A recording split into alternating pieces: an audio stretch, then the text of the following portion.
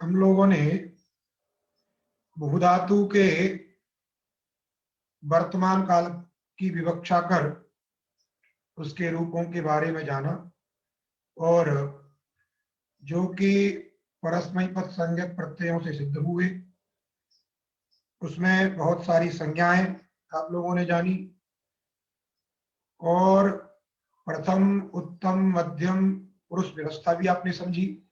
कहाँ प्रथम पुरुष का प्रयोग होना है, कहाँ मध्यम पुरुष का प्रयोग होना है, और कहाँ उत्तम पुरुष का प्रयोग होना है। साथ ही साथ विशेष बात भी आपने समझी, यदि प्रथम और मध्यम अर्थात यदि कहीं देवदत्तादि कर्तृत्वेन प्रयुक्त हो, वहीं पर युष्मद शब्द भी यदि कर्तृत्वेन प्रयुक्त हो, तो वहां पर किस को मान करके लकार आएगा। तो वह निश्चय भी किया गया कि मध्यम पुरुष को मान करके लकार आएगा। वैसे ही मध्यम पुरुष संबंधी कर्ता और उत्तम पुरुष संबंधी कर्ता रहने पर उत्तम पुरुष की क्रिया का ही प्रयोग होगा, मध्यम पुरुष की क्रिया का प्रयोग नहीं होगा। और तीनों के कर्ता का प्रयोग रहने पर उत्तम पुरुष की ही क्रिया होगी। ये सारी व्यवस्था भी आप लोगों ने समझी। आज हम आगे और लकार की चर्चा में, लट के बाद में अग्रिम लकार है लट। लट लकार वर्तमान काल में आता था, जिसका बोधक सूत्र वर्तमाने लट था। अब लट लकार किस परिस्थिति में आता है, उसका क्या अर्थ है, उसको बताने के लिए सूत्र है परोक्षे लिट। परोक्षे लिट, जैसे आपने बहुत जगह सुना होगा, परोक्ष और अपरोक्ष दो चीज आपने सुनी होंगी, परोक्ष और अपरोक्ष। वही अर्थ यहां भी है एक तरीके से।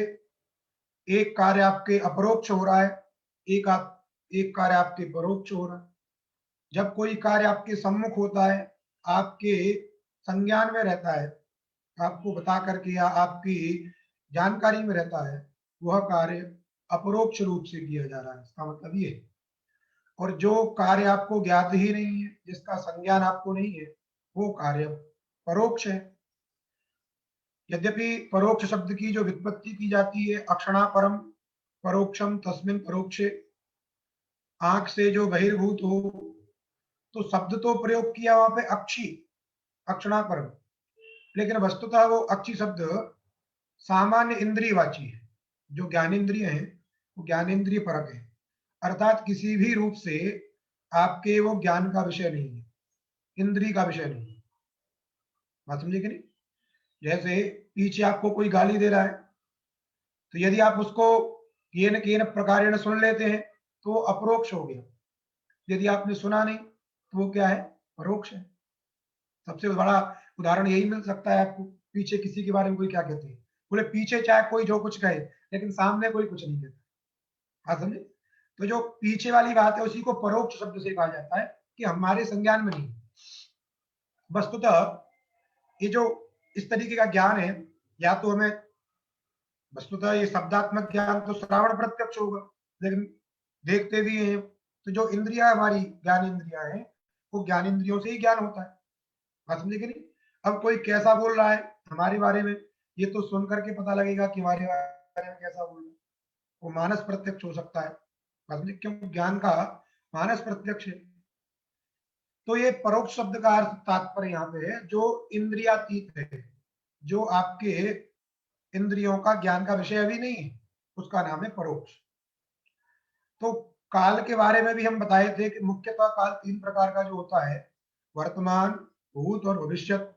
तो वर्तमान की हमने चर्चा की। भूत, भूत के बारे में अब चर्चा करनी है। जो भूतकाल है, जो व्यतीत हो चुका है। व्यतीत होने का तात्पर्य क्या है? देखिए, अभी हम बोल रहे हैं प्रतिक्षण, जिसको हम प्रतिपल बोलते हैं, नया काल है और उससे पीछे भूत बनता जा रहा है, और एक दीर्घ काल भूत पीछे पड़ा हुआ है। प्रतिपल एक नया काल आ रहा है, वो सभी भविष्यत है।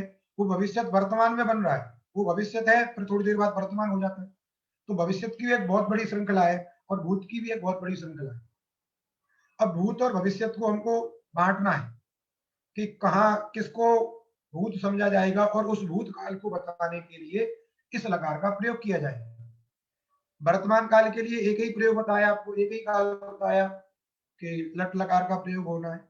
अब भूतकाल में किस लकार का प्रयोग होगा, भविष्य काल में किस लकार का प्रयोग होगा, ये बताने के लिए भी आगे आगे सूत्र आते जाएंगे। ये जो सूत्र है ये भी भूत को ही कहता है, लेकिन भूतकाल भी कई प्रकार का है। एक भूतकाल हो गया, पहले भूतकाल को एक नंबर पर रखिए, उसके दो भाग करिए, अद्यतन भूत और अनद्यतन भूत। भूतकाल हुआ एक, उस भूतकाल के दो भेद करिए, अद्यतन और अनद्यतन। अब अद्यतन और अनद्यतन क्या चीज होती है, तो देखिए, अद्यतन का मतलब हो गया अद्य, अद्य भवम, अद्यतनम, जो आज होने वाला है उसको अद्यतन कहते हैं, और जो आज का नहीं है उसको अनद्यतन कहते हैं। अब आप पूछोगे कि आज का कहां से गिनती करें, अभी से हम पढ़ रहे हैं, अभी से गिनती करें आज, तो आज की जो परिभाषा है, अद्यतन की जो परिभाषा है वो क्या है। तो आप एक पेज आगे पलटे और यहां अनद्यतने लुट सूत्र में एक पेज आगे पलट के आगे सूत्र देखिए, अनद्यतने लुट, उसकी 2 नंबर टिप्पणी पे अनद्यतन और अद्यतन के विषय में एक परिभाषा लिखी है, वो संस्कृत में उसको लिखा है, लेकिन उसको समझना है आपको, सबको मुझे लगता है मिल गया होगा। 2 नंबर टिप्पणी पे लिखा है, अतीत रात्रे पश्चार्धेन, अतीत रात्रे पश्चार्धेन आगामिन्याः पूर्वार्धेन च सहितः कालः अद्यतनः। बात समझे कि नहीं, और तद भिन्नः अनद्यतनः। आप तारीख समझते हैं, अभी तारीख के हिसाब से हम लोग चलते हैं, रात्रि के 12 बजे से दिनांक बदल जाता है। आप मोबाइल वगैरह देखते होंगे, रात्रि के 12 जैसे ही बजते हैं आ जाता है, और रात 11:59, रात्रि के 11:59 तक वो दिनांक रहता है। जैसे ही 12 बजता है रात में, पूरा दिनांक चेंज हो जाता है। तो वही समझिए, रात्रि के 12 बजे से लेकर के, इसलिए कहा ना अतीत रात्रे, जो व्यतीत हो चुकी है रात्रि। जैसे आज आप सोए थे रात में, जो रात निकल के गई है उसमें सोए थे, तो उसका जो, उसी को बोलेंगे अतीत रात्रि। उस अतीत रात्रि का जो पश्चार्ध भाग, तो रात्रि के भी दो भाग हो गए। जैसे 24 घंटे आपके पास में पूरे हैं, तो 12 घंटे का दिन मान लीजिए, 12 घंटे की रात मान लीजिए। तो शाम के 6 बजे तक, सुबह 6 बजे से लेकर के शाम के 6 बजे तक क्या हो गया, दिन का भाग हो गया। और शाम के 6 बजे से माने उधर 5:59 रखना, तो इधर 6 बजे से लेकर के 11:59 तक, ये सुबह के 6:59 तक क्या हो गया आपका, ये 5:59 तक रात्रि काल हो गया। उस रात्रि काल में दो भाग हो गए। 6 बजे से, मैं बोल रहा हूँ 1-1 मिनट को नहीं कह रहा हूँ, 6 बजे से लेकर के 12 बजे तक का जो काल है 11:59 तक का, वो हो गया रात्रि का पूर्व भाग। और 12 बजे से लेकर के सुबह जिसको हम कहते हैं 5:59 तक, वो हो गया रात्रि का पश्चात भाग। जिस घड़ी के अनुसार जो डेट चेंज होती है उसके अनुसार बता रहे, तो वही हो गया अतीत रात्रे पश्चार्धेन, जो रात्रि व्यतीत हुई उसके पश्चार्ध भाग से, आधे बाद वाले आधे भाग से, पश्चार्ध माने बाद वाला जो आधा भाग, अर्थात रात्रि के 12 बजे से, ठीक, पश्चार्धेन। और आगामी जो रात्रि है उसके पूर्वार्ध तक, जैसे अब रात होगी, पढ़ेंगे 7 बजेंगे, 8 बजेंगे, 9, 10, 11, 11:59 तक। तो कल जो रात गई थी वो 12 बजे से लेकर के अभी जो रात्रि होगी, 6 बजे से अगर रात्रि मानते हैं, तो 11:59 तक, ये जो 24 घंटे का काल हुआ, ये 24 घंटे का जो काल हुआ, ये काल क्या कहलाएगा, अद्यतन। बात समझे क्या नहीं, ये काल क्या हुआ, अद्यतन। इसके आगे या पीछे, अर्थात जो कल रात्रि गई है उसके पहले का, 12 बजे से पहले का भी यदि कोई काम है, कोई कार्य है, जो काल है वो अनद्यतन काल है। और आज रात्रि के 11:59 के बाद जो कार्य, जो भी काल है, उसको भी हम अनद्यतन कहेंगे। तो अद्यतन की परिभाषा समझ में आ गई। 24 घंटे का जो काल है, 24 घंटे का जो काल है, उसी को अद्यतन शब्द से कहते हैं। अद्यवम अद्यतनम, बात समझे कि नहीं? तो अद्यतन शब्द का अर्थ समझ में आ गया। गत रात्रि के आधे भाग से लेकर के आगामी रात्रि के आधे भाग तक का काल अद्यतन कहलाता है। और उससे दोनों तरफ यदि पीछे की बात करें हम, तो वो अनद्यतन है और भूत है, तो उसको हम कहेंगे अनद्यतन भूत, बात समझे कि नहीं? और आगे आने वाले काल को यदि कहते हैं तो वो अनद्यतन है और कैसा है, वो भविष्य है। अभी जो भी काल आ रहा है वो भी भविष्य ही है, 1 घंटे बाद 2 घंटे बाद जो काल वो भविष्य है। लेकिन वो भविष्य भी दो प्रकार का है, अद्यतन भविष्य और अनद्यतन भविष्य। तो जैसे भूतकाल के दो भेद हो गए, अद्यतन भूत और अनद्यतन भूत, वैसे ही भविष्य काल के भी दो भेद हो गए, अद्यतन भविष्य और अनद्यतन भविष्य। बात समझ में आ गई? तो भूतकाल के दो भेद आपने समझ लिए, अद्यतन भूत और अनद्यतन भूत। अब ये जो सूत्र है परोक्ष लिट, ये अनद्यतन में लगता है। ये अनद्यतन भूत अर्थ को कहता है। किस अर्थ को कहता है? अर्थात जो आगाम ये व्यतीत रात्रि है उसके 12 बजे की पूर्व काल को ही कहेगा अनद्यतन भूत। और उसमें भी एक विशेषण दिया परोक्ष। क्या विशेषण दिया? परोक्ष। तो परोक्ष शब्द की व्याख्या हमने बताई, इंद्रियातीत, जो आपके संज्ञान में ना हो उसको हम परोक्ष कहते हैं। तो यद्यपि परोक्ष के विषय में बहुत सारी चर्चाएं भी है। 100 वर्ष पहले का जो काल है वो भी परोक्ष है, 1000 वर्ष पहले का जो काल है वो भी परोक्ष है, और अमेरिका में जो हुआ अभी डोनाल्ड ट्रंप ने जो बवाल करवाया वो भी काल क्या है? परोक्ष है। क्योंकि आपने उसको अपने दिल दिमाग से देखा नहीं, यदि आपने सुना उस समय समाचार के माध्यम से देखा तो वो संज्ञान में आ गया, पर वो परोक्ष नहीं रहा। या फिर आप उसको वीडियो के माध्यम से देख रहे थे तो वो उस समय का काल परोक्ष नहीं है, लेकिन आपको ज्ञात नहीं था तो परोक्ष था। बात समझ में आ गई? तो ये जो लिट लकार की परिस्थिति है ये थोड़ी विचित्र है। अनद्यतन भूत तो है, लेकिन अनद्यतन भूत के साथ साथ इसमें परोक्ष शब्द भी जुड़ा हुआ है। अर्थात जो कई सौ वर्षों पहले का हो, हजारों वर्षों पहले का हो, उसको भी हम परोक्ष शब्द से लेना है। इस प्रकार की यदि बात करनी होगी तो वहां पर लट लकार की क्रिया का प्रयोग करें। जैसे राम राजा हुए थे तो वहां पर हुए थे इस क्रिया को बताने के लिए बभूव शब्द का प्रयोग करना होगा। क्यों? कि राजा हुए थे, ये जो क्रिया है ये परोक्ष की बात कर रहे हैं। देश स्वतंत्र हुआ था, ये भी परोक्ष है, आपने तो देखा नहीं, आप वहां पर डंडा लेके दांडी यात्रा में नहीं गए थे, बात समझे कि नहीं? इसलिए आपके लिए वो काल क्या है? परोक्ष है। इसलिए आप कहोगे कि जो देश स्वतंत्र हुआ था वो काल कैसा है? परोक्ष है, अनद्यतन भूत परोक्ष। इस प्रकार का जो काल रहता है, या कोई घटना अभी घटित हो रही है 24 घंटे के पहले की है, सबको तो सब ज्ञान नहीं रहता है। आज मध्य प्रदेश में क्या हो रहा है सभी को ज्ञान नहीं है। तो यदि वो कल हुआ था जो ज्ञान, अनद्यतन जो भूत था, उसमें जो कोई घटना हुई वो आपके लिए परोक्ष है, वहां पर प्रयोग कर सकते हैं। तो भाष्यकार भी इस विषय में कहती हैं वो परोक्ष सैकड़ों वर्ष को भी हो सकता है, हजारों वर्ष भी हो सकता है, और आपके इंद्रिय का विषय न होना भी आपका परोक्ष हो सकता है। इस प्रकार का यदि परोक्ष भूत अनद्यतन काल है, कैसा काल है? परोक्ष भूत अनद्यतन। तो भूत में दो विशेषण, अनद्यतन भी और परोक्ष भी। इसीलिए इस सूत्र की व्याख्या जो लिखी जा रही है वो लिख रहे हैं भूतानद्यतन परोक्षार्थ। भूतकाल, सबसे पहले भूतकाल, भूत में भी अनद्यतन और अनद्यतन में भी परोक्ष। बात समझेगा नहीं? जैसे परसों जो घटना हुई वो अनद्यतन भूत है, लेकिन आपको यदि ज्ञात है तो वो परोक्ष नहीं है। आप आपके सामने वो हुई थी, आपने उसको तभी जान लिया था, तो वो परोक्ष नहीं हुई।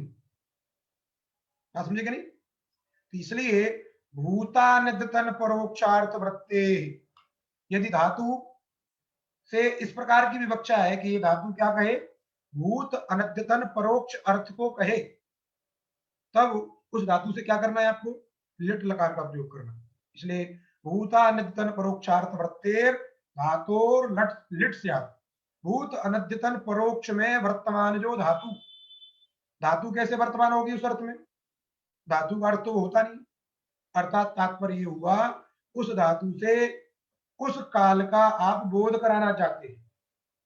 जब बोध कराना चाहते हैं तो उसकी वृत्ति उसमें हो गई, उसकी शक्ति उसमें चली गई कि इस धातु से अब इसका बोध कराना है हमको, इसलिए वो धातु उस अर्थ में विद्यमान होगी।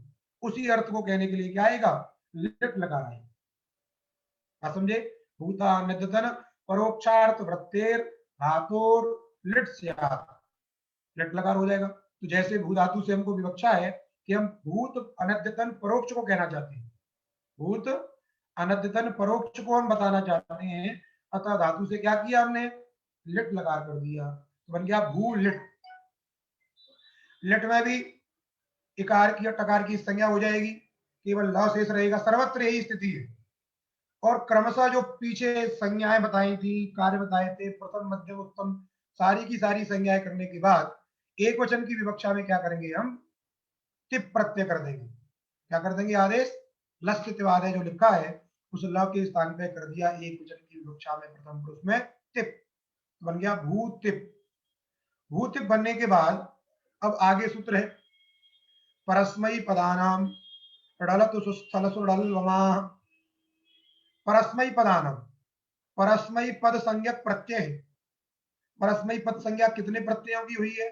तो 9 प्रत्ययों की हुई है, क्योंकि आगे जो तंग प्रत्याहार है उसकी आत्मनेपद संज्ञा, इसलिए टोटल जब 18, 9 की जब आत्मनेपद संज्ञा हो गई तो अवशिष्ट जो 9 है उनकी क्या है? परस्मयी पद संज्ञा है। इसलिए परस्मयी पदानाम, उसकी वृत्ति इसलिए नवानाम। परस्मयी पद संज्ञक प्रत्यय चूंकि 9 है इसलिए नवानाम। उनको क्या करना भाई? का लिट के स्थान पर जो तिवादी आदेश है, लिट के लिटस्तिवादी नाम परस्मयी पदानाम, लिट के स्थान अर्थात लिट लकार के स्थान पर होने वाले जो परस्मयी पद संज्ञक प्रत्यय है तिवादी, उनको उनके स्थान पर णलादयस्यु, ये सूत्र पठित जो 9 आदेश हैं ये होंगे क्रमशः। सूत्र में देखिए णल, णल में ल हल है पर अ अतुस का है, वो इनको आप लिख लीजिए णल अतुस उस, पहले 3 हो गए णल अतुस उस, सभी हलंत है, णल ल हलंत है, अतुस शांत है, उस शांत है, ये प्रथम में हो गए, अर्थात टिप तस झी, इनके स्थान पर णल अतुस उस। फिर जो सिप थस थ, इनके स्थान पे थ, क्योंकि ड़ल अतुस उस थल, उसके बाद क्या है? थल अथुस अ, थल अथुस अ, क्योंकि स में अ जुड़ा हुआ है उधर अथुस में, तो ड़ल अतुस उस थल अथुस अ, इसके बाद में मिप वस मस, इनके स्थान पर ड़ल व म, ये 9 है, क्रमशः आदेश होते हैं 9। आप पुनः गिन लीजिए ड़ल अतुस उस, थल अथुस अ, ड़ल व म, ये क्रमशः है। जो परस्मयी पद संज्ञा, परस्मयी पद संज्ञा प्रत्यय 9 है, उन्हीं परस्मयी पद संज्ञा के स्थान पर ये 9 आदेश होते हैं, सब जगह नहीं होते हैं। लिटस्थानिक जो परस्मयी पद है, इसलिए लिटः लिटस्त्यवादी ना, लिटस्थानिक जो टिप प्रत्यय है उन्हीं के स्थान पर ये 9 आदेश होते हैं, सब सर्वत्र नहीं होंगे। ऐसा नहीं करना कि लट लकार में भी आप करने लगोगे, इसलिए लिटः लिटस्थानिक जो त्रिवादी, लिटस्थानिक जो परस्मय पद संज्ञक प्रत्यय, उनके स्थान पर क्रमशः णलादि आदेश होते हैं। अब क्रमशः आपको बताई दिया, तो टिप के स्थान पर क्या हो जाएगा? णल, तो भू णल क्या बन गया? भू णल। णल में ण की संज्ञा चुटु और ट की संज्ञा अलंत्यम, क्या बचेगा? अ, बन गया भू अ इति स्थिते, वही मूल में भी लिखा है भू अ इति स्थिते। इसके बाद अग्रिम सूत्र आया भुवो वुक लुंग लिटो। भुवो वुक लुंग लिटो। भुवो शब्द का अर्थ है भू धातु। भू धातु को क्या होता है? भू धातु को वुक। वुक का आगम होता है लुंग लिटो और अच की निवृत्ति आती है इसमें, तो अची लुंग लिटो का विशेषण हो जाता है।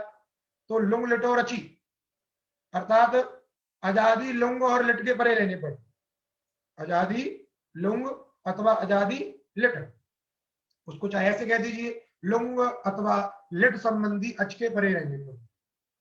सप्तम व्यंज से यदि व्याख्यान करना चाहते हैं तो अजादो लुंग लिटो, अजाद्यो लुंग लिटो ऐसा कह दीजिए, अथवा लुंग लिट संबंधी अच के परे रहने पर।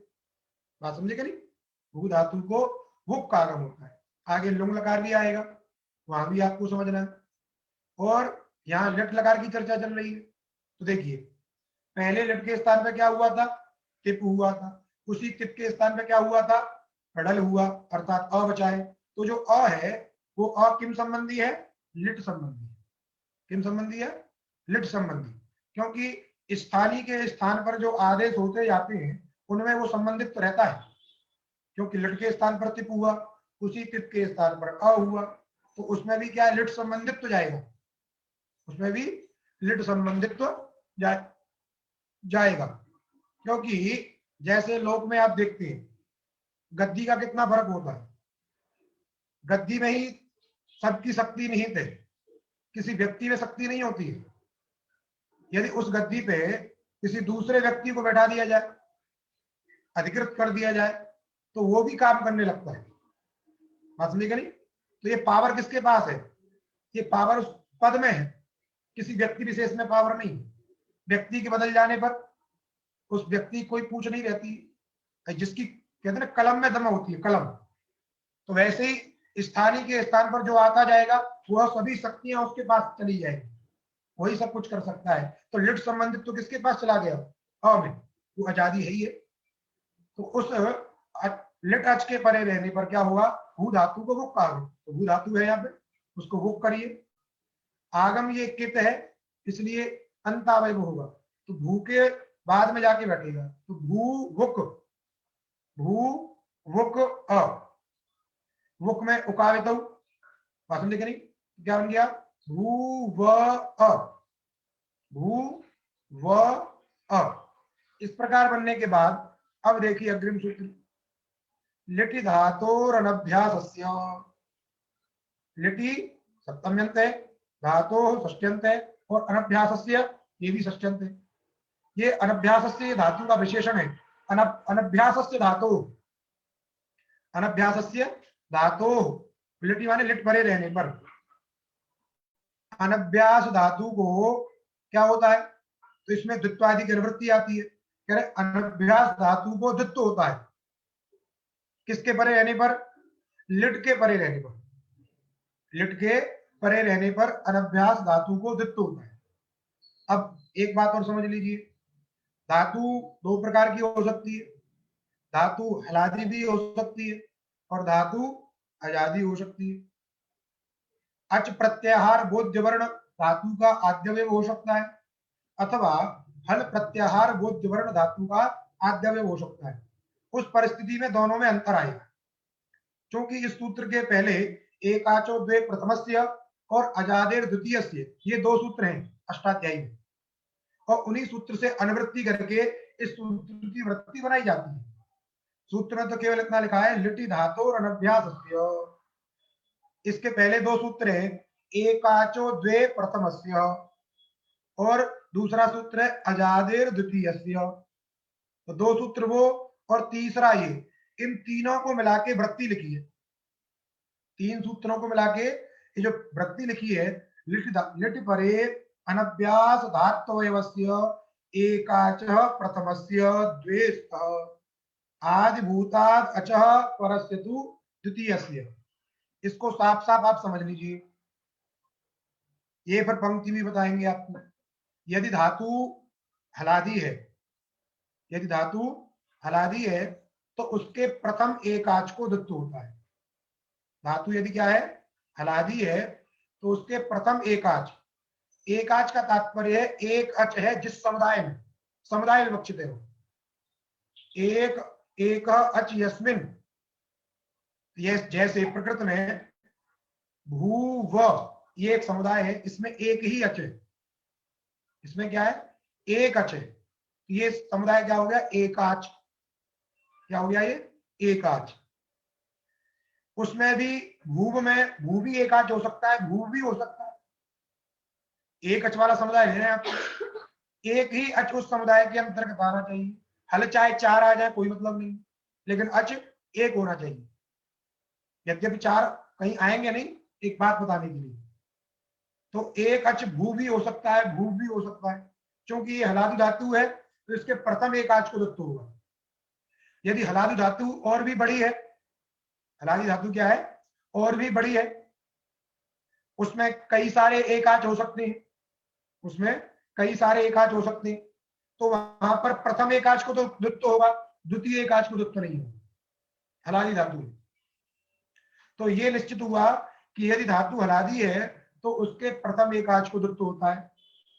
यदि धातु अजादी है, यदि धातु क्या है, अजादी है, तो उसके द्वितीय एकाच को द्वित्व होता है, उसके द्वितीय एकाच को द्वित्व होता है अजादी धातु में। जैसे अजादी धातु हमने समझ ली उर्णु, उर्णु धातु समझ ली, उर्णु में उ है इसलिए अजादी है, अजादी धातु है। अब उर्णु में द्वित्व करना होगा, उरणु, ऐसा है उर्णु, इसमें प्रथम एकाच कौन है, उर, उर्ण, ये भी प्रथम एकाच है, उ भी प्रथम एकाच है, एक अच यस्मिन, समुदाय से उर भी एकाच ले सकते हैं, उर न भी ले सकते हैं उधर तोड़ के, लेकिन आजादी के लिए हमने नियम बनाया, आजादी द्वितीय से, आजादी में द्वितीय एकाच को द्वित्व होगा, तो उधर द्वितीय एकाच क्या होता है, नु, क्योंकि उर एक हो गया, फिर दूसरा एकाच कौन हो गया, दूसरा समुदाय नु, तो वह नु समुदाय को द्वित्व होता है, नु नु, उर्ण नविशति, समझे कि नहीं, आगे प्रयोग बनाएंगे हम, तो नु नु शब्द द्वित्व होगा वहां पे। तो ये इसका अर्थ हुआ, यदि धातु हलादी है तो उसके प्रथम एकाच को द्वित्व होगा, यदि धातु अजादी है तो उसके द्वितीय एकाच को द्वित्व होगा। बात समझे, ये इस सूत्र के विषय में आपको समझना है। अब यदि कोई कहे कि जहां धातु अजादी है और उसमें एक ही है, एक ही अच है, जैसे अट धातु है, क्या है, अट गतम, ये अट धातु अजादी है, उसमें एक ही एकाच है, दूसरा एकाच है ही नहीं, बात समझे कि नहीं, तो अट में किसको द्वित्व करेंगे, यदि आपके अनुसार धातु यदि अजादी है तो द्वितीय एकाच को होगा, उसमें द्वितीय एकाच है ही नहीं, तो अट में द्वित्व किसको होगा, ट में कोई अ है नहीं, तो वहां पर क्या, वहां की स्थिति में क्या करेंगे आप, चूंकि कोई द्वितीय विद्यमान नहीं है तो वहां पर पूरे धातु को ही क्या हो जाएगा, द्वित्व हो जाएगा। ये परिस्थिति कब के लिए है, जब कई सारी व्यवस्थाएं, कई सारे आपको समूह प्राप्त होती है, तो बात समझे कि नहीं, यदि हलादी धातु में कई एकाच मिलते हैं तो वहां संदेह हो सकता है कि द्वित्व किस एकाच को करो, तो वहां के लिए नियम कर दिया कि यदि कई सारे अलवर्ण है, एकाच हलादी धातु में बन सकते हैं तो वहां प्रथम एकाच को द्वित्व करिए, और अजादी धातु में यदि कई एकाच बन सकती है तो वहां द्वितीय एकाच को द्वित्व करिए। ये चीज बता रहा है, बात समझ में आ गई। अब इसको देखिए, लिट परे अनभ्यास धात्वयवस्य, अनभ्यास माने अभ्यास भिन्न, अभ्यास भिन्न, अभ्यास संज्ञा करने वाला सूत्र बस आगे ही है, पूर्वाभ्यास, अभ्यास संज्ञा नहीं हुई है तो अनभ्यास धातु का अवयव जो एकाच प्रथम है, धातु का अवयव जो एकाच प्रथम है उसको द्वित्व होता है, और आदि भूतादच, यदि आदि में क्या हो, अच ही बैठा हो तो उससे परे जो द्वितीय एकाच होगा, आदि भूताद अच परस्य, आदि में यदि क्या बैठा हो, अच ही बैठा हो, अर्थात अजादी धातु हो, तो उससे उत्तर जो द्वितीय एकाच है उस द्वितीय एकाच को द्वित्व हो। बात समझ में आ गई। प्रकृति स्थल में भू व अ ये स्थिति है, ये धातु हलादी है, अतः हलादि होने के कारण प्रथम एकाच को दुत्व होगा। अब प्रथम एकाच भू भी है, भूव भी है, तो दुत्व किसको करें? भू को दुत्व करें या भूव को दुत्व करें? अब देखिए, क्योंकि वुक का आगम हुआ था, वुक वुक आगम था और भू का अंतावयव है, तो जब कोई अवयव होता है तो वो अवयवी का जहां जहां ग्रहण होगा वहां पर अवयव का भी ग्रहण हो जाएगा। बात समझे कि नहीं? जैसे किसी माँ के साथ में 2-3 साल का बच्चा होता है तो फ्री यात्रा करता है। बात समझे कि नहीं? क्योंकि वो अभी उसका अवयवी ही है, वो अपने से चल फिर नहीं सकता है, अपने से कुछ कार्य नहीं कर सकता है, इसलिए उसको उससे अलग नहीं माना जाता है, इसलिए उसकी टिकट भी नहीं लगती है। बात समझे कि नहीं? वो फ्री में यात्रा करता है। तो वैसे ही है, क्योंकि ये उसी का अवयव है, ये स्वतंत्रतया रह नहीं सकता है, इसकी कोई सत्ता नहीं, इसलिए जब भी हम अंग को उसके उद्देश्य भूत अंगी को द्वित्व करते हैं या कोई भी कार्य करते हैं तो वो उसके साथ चिपका रहता है। इसलिए भू को द्वित्व करने की बात आई। अब भू को भी यदि द्वित्व कर दे, क्योंकि वह के आ जाने से उसके एकाच्त्व की हानि नहीं होती, उसके एकाच्त्व की हानि नहीं होती। अर्थात जैसे जो गोदी में बच्चा जा रहा है, यदि उसकी माँ कहे कि नहीं हमें अपने बच्चे के लिए अलग से सीट चाहिए, तो जब सीट चाहिए तो वहां पर आपको किराया देना पड़ेगा, और जब उसको आप अपने पास रखोगे तो उसका किराया नहीं लगेगा। वैसे ही यदि ये जो वह है उसके एकाच्त्व का विघातक नहीं है, एक अच उसके रहने पर ही बना है, उसके आने से कोई फर्क नहीं पड़ रहा उसके एकाच्त्व में, तो इस पूरे समुदाय को भी क्या कर देंगे, हम द्वित्व कर देंगे। तो भू को द्वित्व न करके हम किसको द्वित्व करेंगे? भूव समुदाय को द्वित्व करेंगे, क्योंकि वह उस भू का ही अवयव है। बात समझे कि नहीं? वो भू किसका अवयव है? वह किसका अवयव है? भू का ही अवयव है, इसलिए पूरे भूव समुदाय को हम क्या कर देते हैं? द्वित्व कर देते हैं। तो क्या होता है? भूव भूव, द्वित्व माने दुरुच्चारण, उसी समुदाय को हम 2 बार पढ़ते हैं। तो पहले जो भूव अर्थात भूव जो समुदाय था उसको दुरुच्चारण कर दीजिए, तो बन गया भूव भूव अ। बात समझ में आ गई? लिट परे अनभ्यास धात्वयवस्य एकाचः प्रथमस्य द्वेष्ट आदिभूतादचः तु, यदि आदि में अच होगा तो तत्परस्य आदिभूतादचः परस्य तु द्वितीयस्य एकाचः द्वित्वं भवति। इस प्रकार भूव पूरे समुदाय को द्वित्व हो गया, भूव भूव अ इति स्थिते, बन गया भूव भूव अ इति स्थिते। अब द्वित्व हो गया तो आगे वाला सूत्र आ गया, सूत्र है पूर्वोभ्यासः। पूर्व अभ्यास भवति, पूर्व वाला अभ्यास होता है कहां? बोले जहां द्वित्व हुआ होगा वहां। अत्र, अत्र माने द्वित्व प्रकरणे, साष्ट द्वित्व प्रकरणे, छठवे द्वित्व प्रकरण में ये द्वे विहिते, इनमें जो दो बार जिन जिन का उच्चारण किया गया है, द्वे विहिते, ये तयो यह पूर्व, उन दोनों में जो पूर्व है उसका नाम अभ्यास होता है। बात समझ में आ गई? अत्र अर्थात साष्ट द्वित्व प्रकरणे ये द्वे विहिते अर्थात यस्य दुरुच्चारणम तन मध्य यह पूर्व, उनमें जो पूर्व है, पूर्व समुदाय है, उस पूर्व समुदाय का नाम अभ्यास हो जाता है, उसी का अभ्यास संज्ञा हो जाती है। यहाँ पर जो भूव भूव अ, इसमें दुरुच्चारण भूव का हुआ है, इसमें जो प्रथम भूव है इसका नाम हो जाएगा अभ्यास अर्थात पूर्वोभ्यास। तो पहला जो भूव है उसका क्या नाम हो गया? अभ्यास। अभ्यास संज्ञा करने का फल क्या है?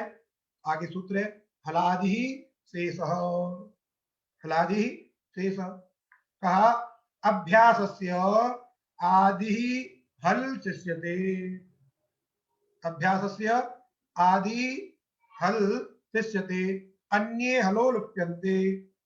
अभ्यास का आदि हल अर्थात आद्यवय भूत जो हल वर्ण है वो तो शेष रहेगा, अन्य हल वर्ण लुप्त हो जाएंगे।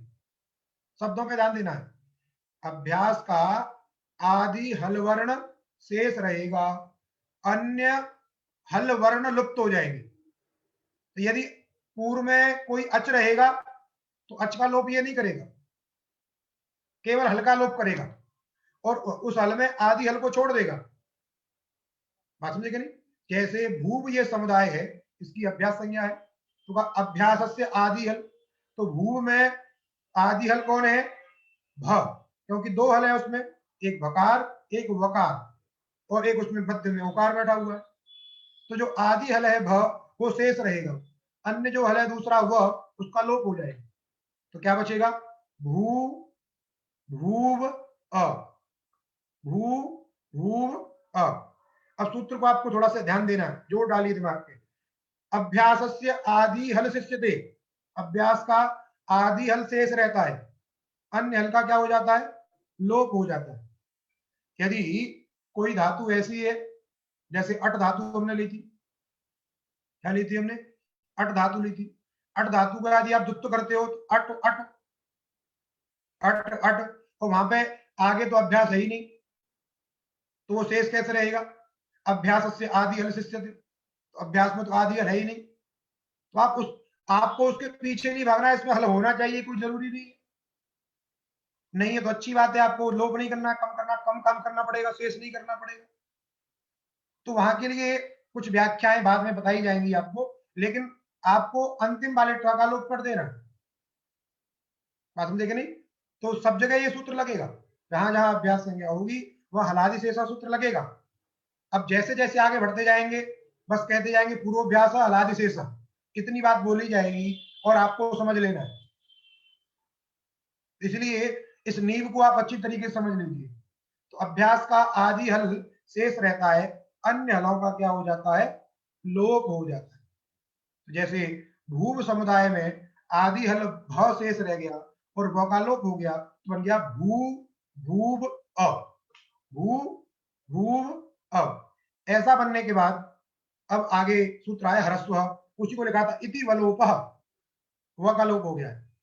अब सूत्र है ह्रस्व, अभ्यासस्य अचः ह्रस्व स्यात्, अभ्यास के अच को ह्रस्व होता है। यदि अभ्यास में पहले से ही ह्रस्व होगा तो प्रश्न तो सब जगह हो सकते हैं। ये कह रहा है अभ्यास के अच को ह्रस्व होता है, जब दीर्घ रहेगा तभी तो ह्रस्व कर रहा है, लेकिन जब कोई ह्रस्व ही रहेगा तो ह्रस्व को भी ह्रस्व करेगा। क्यों? ये तो पर्जन्यवत प्रवृत्ति है। जब बरसात हो रही है तो वो बरसात ये नहीं देखती है कि नीचे पानी है कि सूखा खेत है, जब पड़ेगी तो सब में बराबर पड़ेगी। बात समझे कि नहीं? कभी कभी जैसे आप अपनी कक्षा में ऊधम करते हो और गुरुजी आ जाए, तो जब डंडा पड़ता है तो जो ऊधम कर रहे थे उनमें भी पड़ता है और जो नहीं कर रहे थे उनमें भी पड़ता है। तो पर्जन्यवत लक्षण प्रवृत्ति होती है। तो नियम बना दिया भाई, भाई अब सबको मार पड़नी है तो पड़नी है। अब बरसात होनी है तो चाहे वो पानी में बरसात हो या सूखे में बरसात हो, उससे कोई मतलब नहीं, बरसात हो रही है। अब ह्रस्व को भी ह्रस्व करेगा, सूत्र कह रहा है इसलिए। तो अभ्यास से अच ह्रस्व, अभ्यास के अच को ह्रस्व होता है। अभ्यास संज्ञा कौन है यहाँ पे? अब भू, उसमें अच हो गया दीर्घ उकार भू में, उसको ह्रस्व हो गया, ह्रस्व हो गया भू भू भूव। अभ्यास में जो ऊ है उसको ह्रस्व हो गया तो भू, और आगे भूव अ, कितना बन गया? भू भूव अ। अब सूत्र देखिए आगे, भवते अ, भवते अ, भवतेरः, अर्थात भवते अभ्यासस्योकारस्य, भू धातु के अभ्यास संबंधी उकार को, भू धातु के अभ्यास संबंधी उकार को अकार होता है लिटि, लिट के परे रहने पर। तो यहाँ पर भू धातु संबंधी उकार, अभ्यास संबंधी उकार है, कहीं भू जिसको हमने ह्रस्व किया है, उसी ऊ के स्थान पर क्या हो जाएगा? अ, तो क्या हो जाएगा? भ। पहले भू दीर्घ था, उस ऊ को ह्रस्व करके छोटा ऊ किया भू, और उस ऊ को क्या कर दिया? अ कर दिया, तो बन गया भ, भ भूव अ, भ भूव अ। अब सूत्र देखिए, अभ्यासे चर्च, अभ्यासे चर्च, अभ्यास में झलों को चर होता है ना? अभ्यासे चर और च, चर्च माने वो क्रिश्चियन वाला चर्च नहीं समझना है इसको, यहाँ पे चर अलग है और च अलग है। चर माने चर प्रत्याहार बोध्य वर्ण, और आगे च समुच्चयार्थक है वो, चर च, चकारात अनुवृत्ति करनी है किसकी, जस की। बात समझ गए नहीं? तो क्या सूत्रार्थ क्या हुआ, अभ्यासे झलाम चरह स्यु जसश्च, अर्थात अभ्यास में झलों को चर भी होता है और जस भी होता है। बात समझे कि नहीं? अभ्यास में जो झल है, झल प्रत्याहार बोध्य वर्ण है, उनको क्या होता है, चर भी होता है और जस भी होता है। बोले ये कैसी बात हुई, विचित्र बात, झल को जस चर भी कर रहे हो और जस भी कर रहे हो। तो यहाँ पे आपको बुद्धि लगानी है। यहाँ पे क्या लगानी है, बुद्धि लगानी है। कैसे बुद्धि लगानी हो, कि जलों के साथ चर और जस की व्यवस्था बन जाए, जल के साथ में चर और जस की व्यवस्था बन जाए। तो देखिए जल प्रत्याहार कहां से कहां तक है, जभय के झ से लेकर के हल के ला तक, अर्थात इसमें वर्गों के चतुर्थ अक्षर, तृतीय अक्षर, द्वितीय अक्षर, प्रथम अक्षर और श श श ह ये वर्ण आते हैं। बात समझे क्या नहीं? हाँ तो हम भी तो जस ही कह रहे हैं, चर और जस दो ही कह रहे हैं हम भी। बात समझे? अभ्यास में झलों के स्थान पर, झल स्थानीय है और आदेश दो हैं, जस और चर। बात समझे क्या नहीं? झल प्रत्याहार बोध्य वर्णों के स्थान पर जस भी होता है और चर भी होता है। चरः स्यु जसश्च, चर और जस, जस की निवृत्ति चकारात आई है उसमें, समझे? तो झल में हम बता रहे हैं आपको कि चतुर्थ, तृतीय, द्वितीय, प्रथम और श श श ह इतने वर्ण हो गए। तो 4 पंजे 20 और इधर जो है स स स ह 4, ये 24 वर्ण हो गए। इधर देखिए चर, चर में कौन कौन से वर्ण है, प्रथम अक्षर है केवल, च ट त क प श श श, ये प्रथम अक्षर और 3 सकार। और इधर जस, जस में आपके कौन है, केवल तृतीय अक्षर। अब आपको इनको बैठाना है कहां कहां कैसे, तो इस बुद्धि को यदि कर लेंगे तभी आप क्या बने जाएंगे, विवेकशील बने जाएंगे। क्या बने जाएंगे, विवेकशील। इसलिए आगे लिखेगा, आगे क्या लिखा, स्पष्ट कर दिए कि उस झल के अंदर पहले दो प्रत्याहार बनाइए, एक झस प्रत्याहार बनाइए, क्या बनाइए, झस, और एक खय प्रत्याहार बनाइए। बात समझे कि नहीं? झभय गणदस, जब गणदस, यहां तक तोड़ दीजिए झल को। फिर उसके बाद एक और प्रत्याहार उसमें बना लीजिए, खय। क्या बना लीजिए, खय। ठीक, तो वहां पे आपको व्यवस्था करनी है, उसी व्यवस्था को यहां पे लिखा झसाम जस, अर्थात झस प्रत्याहार बोध्य वर्णों के स्थान पर जस। बात समझ में आ गई? अर्थात चतुर्थ और तृतीय अक्षर जो रहेंगे उनके स्थान पर तृतीय, क्योंकि जस में कौन से आए, चतुर्थ और तृतीय, तो चतुर्थ और तृतीय के स्थान पर तृतीय। और खयाम, खयाम में कौन कौन से आ गए, द्वितीय और प्रथम, तो द्वितीय और प्रथम के स्थान पर प्रथम हो जाएंगे चर। उधर स भी है, तो प्राय आपको मिलेंगे कौन से चतुर्थ अक्षर मिलेंगे और द्वितीय अक्षर मिलेंगे अभ्यास में। उन्हीं चतुर्थ अक्षर को क्या करना है आपको, तृतीय करना है, और उधर द्वितीय को क्या करना है, प्रथम करना है। यही बात है बस, क्योंकि जब पहले से वो तृतीय रहेगा, जस रहेगा, तो जस को जस करने की आवश्यकता नहीं रहेगी। ठीक, इसलिए झल में है हमने जो दो प्रत्याहार बना लिए, झस और खय, तो दो ही स्थानीय हो गए और दो ही हो गए आदेश। इसलिए लिखा जसाम जसह खयाम चर इति विवेक, अर्थात यहां बुद्धि करनी है, यहाँ पे ये भेद करना है आपको। यहाँ जसों के स्थान पर जस आदेश करना है और खयों के स्थान पर चर आदेश करना है। तो प्रकृति में देखिए भ है, भ किस में आता है, झस में, तो झस के स्थान पर क्या होता है, जस, अर्थात चतुर्थ अक्षर के स्थान पर तृतीय अक्षर। तो भ चतुर्थ अक्षर है, प प ब भ, तो इसके स्थान पर क्या कर दीजिए, तृतीय अक्षर ब। तो स्थिति क्या थी पहले, भ भूव अ, तो भ के स्थान पर क्या हो गया, झस के स्थान पर जस हो गया, तो क्या बन गया, ब बन गया, ब भूव अ। अब व से अ को मिला दीजिए उधर, भू में जो व है उस व को अ से मिला दीजिए, तो क्या बन गया? बभूव। क्या बन गया? बभूव। ये बभूव बहुत प्रसिद्ध प्रयोग है, प्राय सब लोग बभूव की सिद्धि बता दो पूछते हैं, और बभूव जो सिद्ध कर लेता है वो समझते हैं कि ये इधर का अच्छा ज्ञान है, समझे कि नहीं? और भी सूत्र है, और भी प्रयोग है, लेकिन बभूव को पूछते हैं लोग। यदि आप भू धातु से किसी की चर्चा करते हैं तो दो आपसे प्रश्न ज्यादातर पूछे जाएंगे, बभूव और अभूत। अभी लुंग लकार जब आएगा तो वो अभूत की चर्चा होगी, क्योंकि इसमें बहुत सारे सूत्र लगने हैं, समझे कि नहीं? तो बन गया बभूव। अब ये बन गया प्रथम पुरुष एक वचन में बभूव। अब प्रथम पुरुष द्विवचन में वही भू धातु है, तस प्रत्यय है, तस के स्थान पर परस्मै पदानाम ढलत सुस्थल सुडल ममा के सूत्र के द्वारा अतुस हो जाएगा, भू अतुस। क्या बन जाएगा? भू अतुस। अब वहां पर भुवो भूक लिंगो से वो का आगम करना है, प्रक्रिया वही पूरी की पूरी, बन जाएगा भूव अतुस, द्वित्व करना है, भूव भूव अतुस पूर्वाभ्यास हलादिशेष। बात समझ में आ रही? बन जाएगा भू भूव अतुस, भू भूव अतुस। अब ह्रस्व भू भूव अतुस भवतेरः भ भूव अतुस अभ्यासे चर्च ब भूव अतुस मिला दीजिए, बभूवतुस सकार को ऋत्विसर्ग बभूवतु। तो जब बभूव को आप सिद्ध कर लोगे तो बभूवतु और बभूवु कोई दिक्कत नहीं है। बात समझ में आ गई? सूत्र वही है, प्रक्रिया वही है, इधर णल के स्थान पर अतुस है, अतुस को बस बाद में जोड़ देना है, बाकी प्रक्रिया वही कर लेना।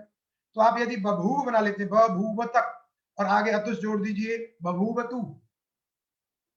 बहुवचन में उस आता है, तिप्तल झी, झी के स्थान पर उस होता है, तो भू अतुस रहता है।